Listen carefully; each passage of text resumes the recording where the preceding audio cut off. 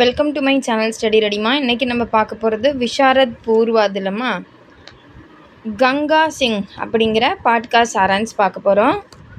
So இது எத்தனாவது கதையாக இருக்குது அப்படின்னு பார்த்திங்கன்னா, கஹானி இரண்டாவது கஹானியான சுதர்ஷன் அவர் எழுதின கங்கா சிங். இது நான் சரவணா கைடில் சொல்லிகிட்ருக்கேன். இப்போ இதனுடைய எக்ஸ்ப்ளனேஷன் நம்ம பார்க்குறோம்.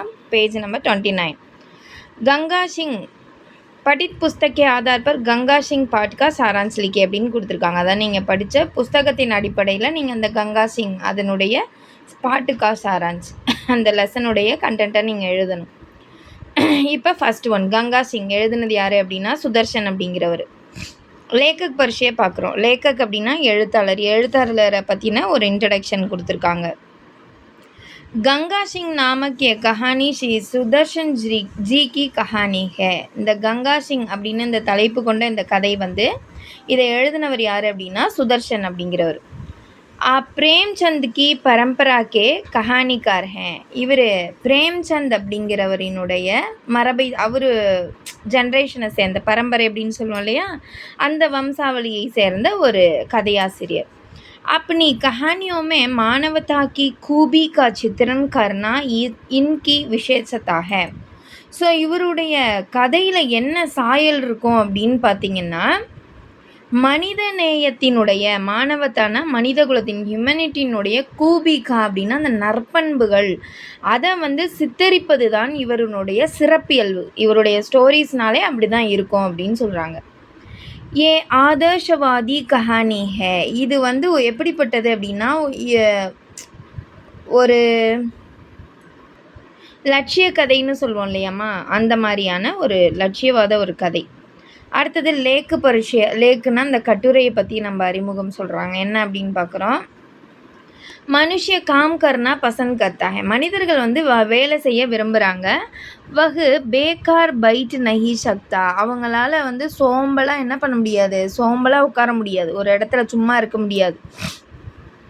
வக அப்னோங்கே பீச் ஜீனா சாக்தா ஹே. அவங்க தங்களுக்குள்ளேயே என்ன பண்ணுறாங்க, ஒருத்தரை வெற்றி பெற்றிருக்கணும், நல்லபடியாக நம்ம வாழணும் அப்படிங்கிறத அவங்க அப்பனோங்கே பீச் ஜீனா, அதாவது தங்களுக்குள் ஒற்றுமையாக வாழணும், அந்த மாதிரி தங்களுக்குள் பிரியமானவர்களுடன் வாழ வேண்டும் அப்படின்னு அவங்க விரும்புகிறாங்க. ஏ சபு மனுஷக்கே ஜன்ம ஜாத் குண் ஹே. இது எல்லாமே மனிதர்களினுடைய இயல்பான ஒரு உயர்ந்த குணங்கள் தான். இஸ் கஹானிமே இசிகா சித்திரன் ஹே. இந்த கதையில் இவற்றை தான் சித்தரிக்கப்படுகின்றன அப்படி படிக்கிறது அப்படின்னு சொல்கிறாங்க. இப்போ கங்கா சிங் யாருன்னு பார்க்குறோம். ஷியால்கோட் நகர்மே ஏக் படா ஸ்கூல் தா. அதாவது ஷியால்கோட் அப்படிங்கிற ஒரு நகரத்தில் ஒரு பெரிய ஒரு ஸ்கூல் இருந்துச்சான்.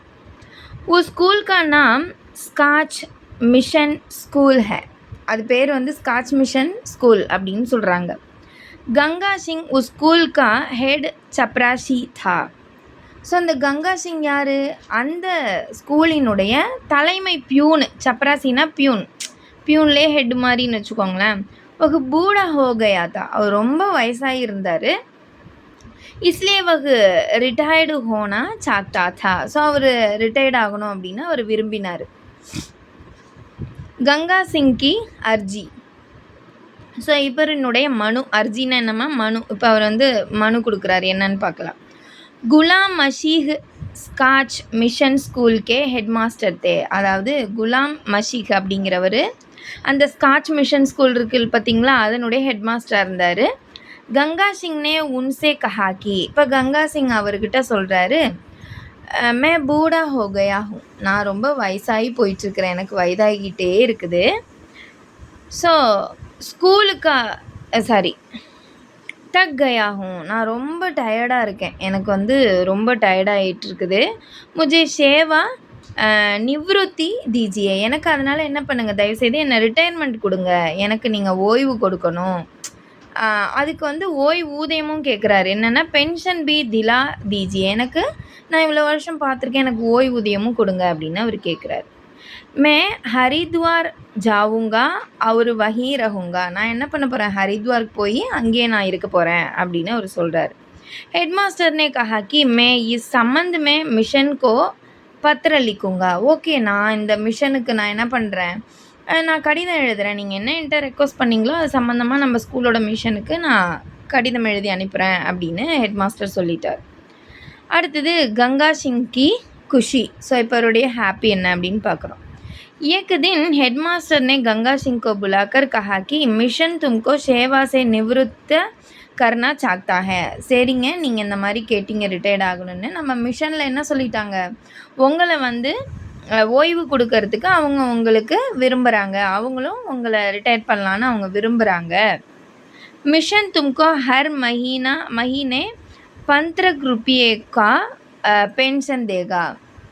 ஸோ அவர் என்ன சொல்கிறாரு, இந்த மிஷன் என்ன பண்ணுது அப்படின்னா உனக்கு 15 ரூபா ஓய்வூதியம் வழங்கும். மாதந்தோறும் 15 ரூபா 15 रुपये அதாவது 15 ரூபாய்க்கு மாத பென்ஷனாக உங்களுக்கு கொடுக்கும். யக சுன்கர் கங்கா சிங்கோ படி குஷி ஹுயி. இதை கேட்டோடனே அவருக்கு ரொம்ப சந்தோஷமாயிடுச்சு. இதெல்லாம் எப்போ காலத்து கதையோ. ஸோ இப்போ பார்ட்டி அவர் தோக்ஃபே அப்படின்னு கொடுத்துருக்காங்க. அதாவது பார்ட்டி வைக்கிறாங்க, விருதுகளும் பரிசுகளும். கங்கா சிங்கோ தோக்ஃபே தேனாக்கா இன்திஜாம் தா. அவருக்கு வந்து பரிசு கொடுக்கணும் அப்படிங்கிற ஏற்பாடு செய்யப்பட்டது. கங்கா சிங் நே தோஹ்வே மே சடி கடி கிராமஃபோன் அவரு குச். அதாவது கங்கா சிங் ஒரு ஊன்றுகோல், கைகடிகாரம், இந்த கிராமஃபோன் அப்படின்லாம் சொல்லுவாங்க இல்லையா, இது எல்லாமும். ஸோ அவர் என்ன விரும்பினார் அப்படின்னு பார்த்தீங்கன்னா, இவர் வந்து கங்கா சிங் வந்து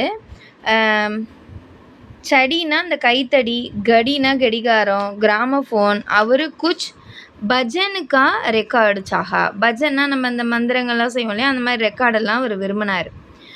மிஷன் நே கங்கா சிங்को பார்ட்டி தேனே கா பி பிரபந்த் கியா தா. ஸோ அவங்க அந்த மிஷன் என்ன பண்ணுறாங்க, சரி அவருக்கு நம்ம பார்ட்டி கொடுத்து அவரை அனுப்பி வைக்கலாம் அப்படிங்கிற மாதிரியான ஒரு ஏற்பாடுகளையும் அவங்க செய்கிறாங்க. அடுத்தது ஹரித்வார் ஜானேக்கு இச்சா. ஹரித்வார் போகிறதுக்கான ஒரு ஆசை. अब गंगा सिंह हरिद्वार जाने के संबंध में सोचता रहा. இப்போ அவர் கங்கா சிங் வந்து ஹரித்வார் போகணும் அப்படிங்கிற அதை பற்றி யோசிச்சுட்டே இருக்கிறார். நம்ம போகணுமே, என்ன பண்ணுறது அப்படிங்கிறத பற்றி. वह अपने आप से कहता था कि छुट्टी मिलते ही मैं हरिद्वार चला जाऊँगा. எனக்கு லீவு கிடைச்ச உடனே நான் என்ன பண்ணிடுவேன், நான் ஹரித்வார் போயிடுவேன் அப்படின்னு அவருக்கு தானே அப்பனே ஆப்சேன்னா என்னது, தனக்கு தானே அவர் சொல்லிட்டு இருக்கிறார், லீவு மட்டும் கிடைக்கட்டும், நம்ம எப்படியாவது ஹரித்வார் போயிடலாம் அப்படின்னு. ரோஜ் சுபஹ் கங்கா மே நஹாவுங்கா. டெய்லி என்ன பண்ணுவார், கங்கை நதியில் குளிப்பார். பகவானுக்கா ஸ்மரன் கருங்கா. சாமியினுடைய ஸ்லோகங்கள்லாம் சொல்லுவார். சாது மகாத்மா ஓங்கே தர்ஷன் கருங்கா. அங்கே இருக்கிற கங்கை நதிக்கரையில் இருக்கிற அந்த சாதுக்கள், துறவிகள், இவங்க அந்த மகாத்மாக்கள்லாம் இருப்பாங்க இல்லைங்களா, பெரிய பெரிய ஞானிகள், இவர்களெல்லாம் போய் வணங்குவார், அவங்கள போய் சந்திப்பார். கபி ராமாயண் படுங்கா. அப்பப்போ என்ன பண்ணுவார், ராமாயணங்களும் சில நேரங்களில் அவர் படிப்பார்.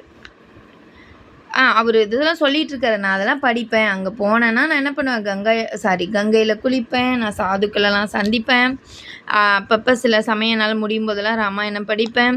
கபி கிராமஃபோன் சலாக்கர் பஜன் சுனுங்கா. கிராமஃபோனில் என்ன பண்ணுவேன், நான் சம்டைம்ஸ் நான் பஜன்லாம் கேட்பேன். கிராமஃபோன்னா அந்த ரேடியோ மாதிரி போல், அதில் நான் வந்து பஜன்லாம் கேட்பேன். दूसरों से ஞான और ध्यान के बारे में बात करूँगा. மற்றவர்களிடம் ஞானத்தையும் அந்த தியானம் பற்றிய விஷயங்களை பற்றி நான் தெரிஞ்சுக்குவேன் அப்படின்னு சொல்கிறார். ஷாமுக்கு கங்கா கே கினாரே பைட்டூங்கா. ஈவினிங் டைமில் நான் கங்கை கரையில் உட்காந்துக்குவேன். ராத்துக்கோ பேஃப்ரிக்கி சே சோவுங்கா. அந்த இரவு நிம்மதியாக நான் என்ன பண்ணுவேன், தூங்கிடுவேன்.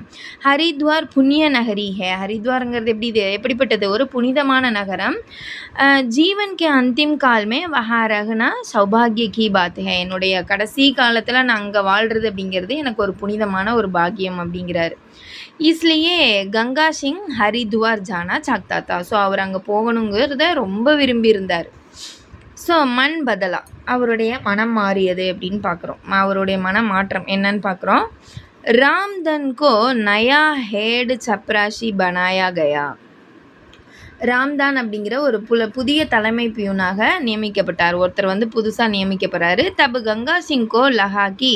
அப்போ இவருக்கு என்ன தோணுது அப்படின்னா, உஸ்கா ராஜ்ய ஹாத்தசே சூட் கயா ஹே. அவருடைய ராஜ்யம் அவர் கையை விட்டு போன மாதிரி அவருக்கு ஃபீல் ஆகுது.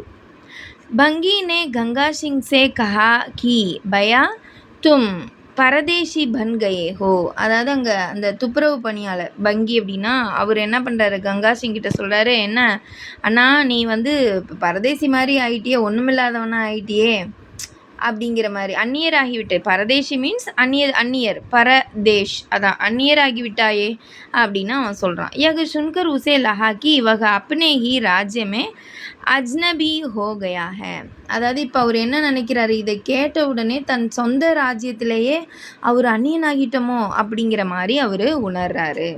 வகு ஹேட் மாஸ்டர் சே போலாக்கி, அவர் அந்த ஹெச்எம்கிட்ட சொல்கிறாரு, முஜே மாஃப் கீஜியே, என்னை மன்னிச்சுக்கோங்க, மே எக் ஸ்கூல் சோடுக்கர் நஹி ஜாவுங்க, நான் அந்த ஸ்கூலை விட்டு போக மாட்டேன். எக் ஸ்கூல் கி மேரா ஹரித்வார் ஹே, இந்த ஸ்கூல் தான் எனக்கு ஹரித்வார். ஆப் லோஹி சாது மகாத்மா ஹே, நீங்கள்லாம் தான் எனக்கு சாதுக்கள் துறவிகள். ஹெட் மாஸ்டர் நேபி மான்லியா, அவர் என்ன பண்ணிட்டாரு, சரி விடுங்க அவ்வளோதானே அப்படின்னு சொல்லிட்டு அவரும் ஏற்றுக்கிட்டாரு. அடுத்தது இதில் விசேஷத்தை என்ன அப்படின்னு பார்க்குறோமா, சுதர்ஷன்ஜி கி யஹ் கஹானி அனுபம் கஹானி ஹே. அதாவது சுதர்ஷன்ஜியால் எழுதப்பட்ட இந்த கதை வந்து ஒரு ஒப்பற்ற கதை அப்படின்னு சொல்லியிருக்காங்க. யஹ் கஹானி கீதா மே பதாயி கயி கர்ம பாவனா கி நிச்சோடு ஹே. அதாவது என்ன சொல்கிறாங்க அப்படின்னா, இது கீதையில் விவரிக்கப்பட்டுள்ள ஒரு செயலின் சாரத்தை உள்ளடக்கியதாமா. கீதை அதான் இங்கே கீதாமே அப்படின்னா கீதையை தான் அவங்க சொல்லுவாங்க, பகவத்கீதைன்னு நம்ம சொல்கிறோம் இல்லையா, அதில் சொல்லப்பட்ட கர்ம பாவனா அப்படின்னா அந்த நம்மளுக்குன்னு சில செயல் அவர் சொல்லுவார் இல்லையா, நிறைய கடமைகள், அந்த உணர்வுகளை பற்றி சொல்லும்போது அதெல்லாம் உள்ளடக்கி இருக்குது. காம் கர்னமே ஜோ குஷி ஹே வகு ஆராம் கர்னமே நஹி ஹே. வேலை செய்யும்போது நம்மளுக்கு என்ன ஒரு சந்தோஷம் இருக்குமோ அது சும்மா இருக்கும்போது வராது. யஹி இஸ் கஹானிகா சந்தேஷ் ஹே, இதுதான் இந்த கதையினுடைய ஒரு மெசேஜாக இருக்குது நமக்கு அப்படின்னு சொல்லியிருக்காங்க. என்ன தான் இவர் அந்த காசை வாங்கிட்டு அங்கே போய் சும்மா உட்காந்துருந்தாலும், இப்போ நம்மளே இருக்கோம் ஒரு ஸ்கூலில் ஒர்க் பண்ணுறோம், அந்த ஸ்கூலை விட்டு நம்மளை போக சொன்னாலோ இல்லை நம்மளே அந்த ஸ்கூலை விட்டு வந்தாலோ ஒரு கனத்த இதயம் இருக்கும் ரொம்ப நாளைக்கு. நம்மளுடைய ப்ரீவியஸ் டீச்சர்ஸ்லாம் கேட்டிங்கன்னா அவங்க போகிற அன்னைக்கு அழுவாங்க, நம்மளே அவங்களாம் திட்டியிருப்போம், ஆனால் அவங்க அந்த ஸ்கூலை விட்டு போகிறாங்கும்போது ஏன்னா அப்படி ஒரு அழுவோம் நம்மலாம். அதுதான் அந்த ஒரு அட்டாச்மெண்ட்டு. ஸோ அதான் இந்த கதையில் சொல்லியிருக்காங்க கங்கா சிங் அப்படின்னு சொல்லிட்டு. இந்த கதை பிடிச்சிருந்தா லைக் பண்ணுங்கள். தேங்க்யூ ஃபார் வாட்சிங்.